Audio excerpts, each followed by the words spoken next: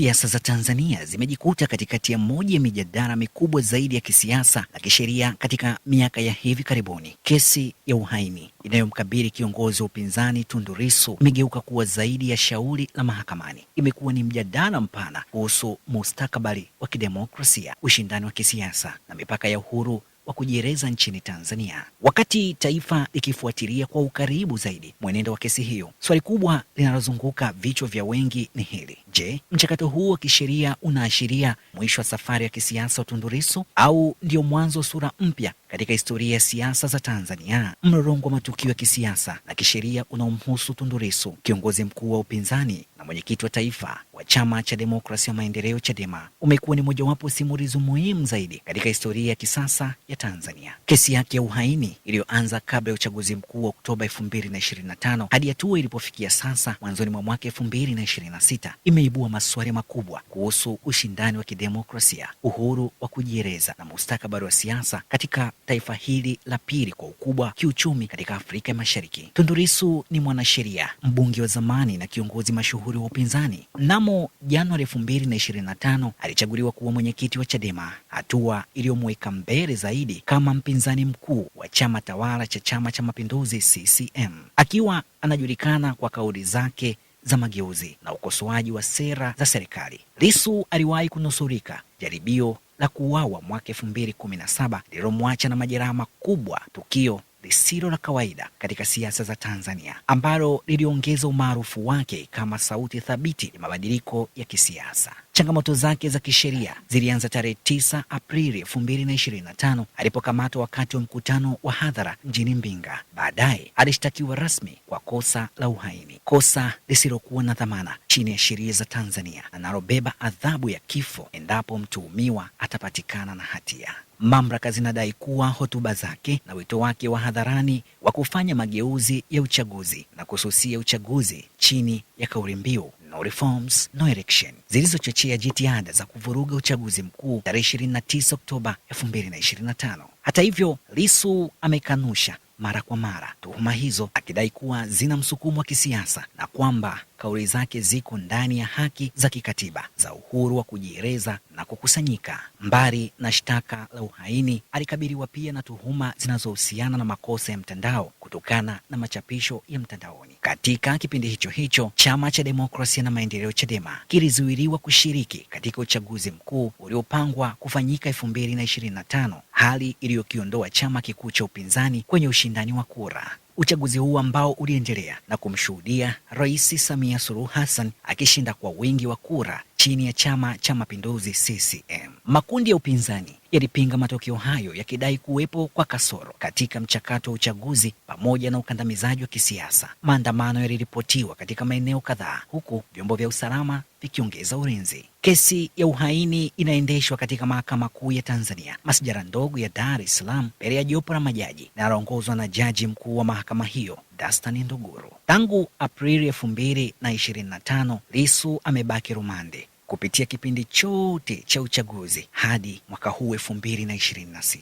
Kesi hiyo imekuwa ikiahirishwa mara kadhaa kabla ya uchaguzi. Hata baada ya uchaguzi Oktoba 29, upande wa mashtaka umeendelea kuwasilisha mashahidi wakieleza madai ya juhudi na kuhamasisha kuvurugwa kwa uchaguzi. Mwanzoni mwa mwaka 2026, Mahakama Kuu ilikataa jaribio la upande wa serikali kuwasilisha ushahidi wa ziada, hatua iliyochukuliwa kama maendeleo muhimu ya kisheria katika mwenendo wa kesi hiyo. Upande wa utetezi umeendelea kupinga msingi wa kisheria na mashtaka na kuhoji uhalali wa baadhi ya ushahidi na taratibu za mahakamani. Wakati mwingine, Lissu mwenyewe ameshiriki kikamilifu katika kujitetea, hasa wakati wa mijadala kuhusu uwakilishi wa kisheria na haki za mshtakiwa ilipojitokeza. Mjadala unaozunguka kesi hii umevuka mipaka ya mahakama. Wachunguzi wa kikanda, mashirika ya kiraia, wanaharakati wa haki za binadamu pamoja na mashirika ya kimataifa, wanadiplomasia wamehoji kama kizuizi chake kinazingatia kikamilifu viwango vya haki ya kusikilizwa kwa usawa na uhuru wa msingi. Kwa upande mwingine, mamlaka ya serikali zimesitisha kuwa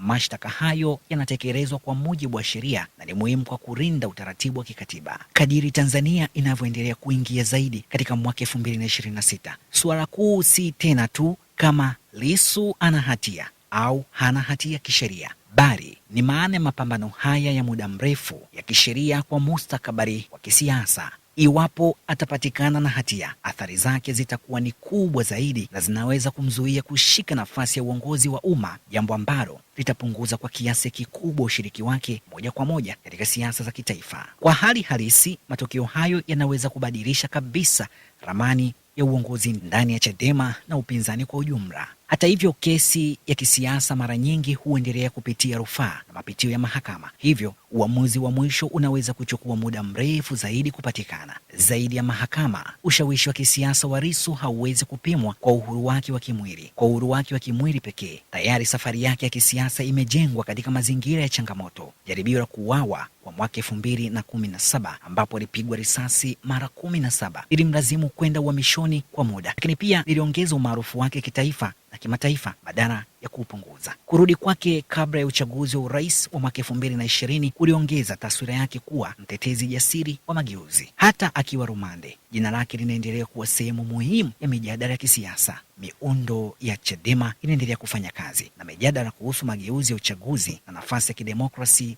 mara nyingi kabisa itaja kesi yake kama rejea. Katika siasa, ushawishi haupatikani tu kupitia bunge au majukwaa ya kampeni. Unaweza pia kujengwa kupitia ishara na mtazamo wa umma. Nguvu na mshikamano wa Chadema vitakuwa na mchango mkubwa katika kuamua kama tukio hili litakuwa na mapumziko ya muda au mwisho wa safari. Ikiwa chama kitaendelea kuwa na umoja, kujenga uongozi wa pili na kuendeleza harakati zake ndani ya mifumo ya kisheria. Kutokuwepo kwa Lissu kunaweza kuwa kwa muda tu, lakini ikiwa kutakuwa na mgawanyiko ndani au kupungua kwa ushiriki wa umma, msingi wake wa kisiasa unaweza kudhoofika kadri muda unavyoendelea. Mwisho wa yote, mahakama hutoa hukumu za kisheria, lakini wananchi huamua umuhimu wa kisiasa wa kiongozi. Kwa baadhi ya Watanzania, kesi hii inaonekana kama ni utekelezaji wa kisheria na utaratibu. Kwa wengine ni ishara ya kupungua tu kwa nafasi ya kisiasa. Tafsiri ya umma kuhusu mwenendo wa kesi hii itachangia zaidi katika kuunda urithi wa kisiasa wa Lissu kuliko maamuzi ya kiutaratibu ya mahakama pekee. Kesi hii pia imechochea mjadala mpya wa kitaifa kuhusu mageuzi ya uchaguzi, mipaka ya uhuru wa kisiasa na uwiano kati ya usalama wa taifa na uhuru wa kidemokrasia. Kwa maana hiyo, bila kujali hukumu ya mwisho, tayari kesi hii imebadilisha mazungumzo ya kisiasa nchini Tanzania. Kwa hatua hii ya mwaka 2026, ni mapema sana kusema kuwa